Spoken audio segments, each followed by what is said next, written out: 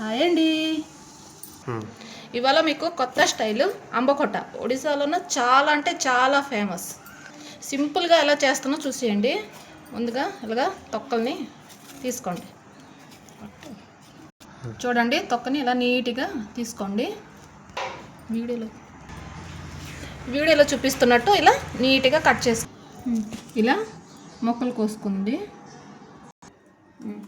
గుండగా cut చేసుకున్న ఉల్లిపాయలు, ఒక్క పచ్చిమిర్చి చాలు. గ్యాస్ ఆన్ చేసి కళాయి పెట్టుకోండి.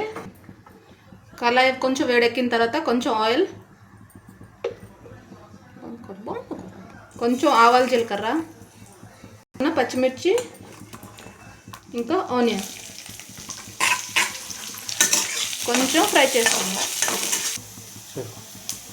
ఇప్పుడేమో కట్ చేస్తున్న మామిడికాయలు వేసుకుందాం. కొంచెం ఫ్రై చేసుకొని చిటికెడు పసుపు, కొంచెం కారం, టేస్ట్కి సరిపోయేంత ఉప్పు,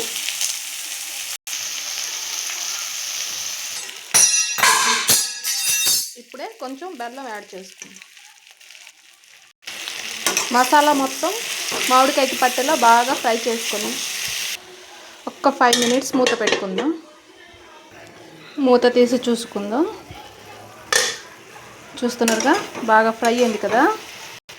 ఇప్పుడేమో కొంచెం వాటర్ పోసుకొని ఇప్పుడు ఒక 10 మినిట్స్ మూత పెట్టుకుందాం. ఈ కర్రీ పేరేంటో మీకు చెప్పలేదు కదా నేను. ఈ కర్రీని ఒడియాలో అంబకొట్ట అంటారు, తెలుగులో ఏమంటారో నాకు తెలీదు.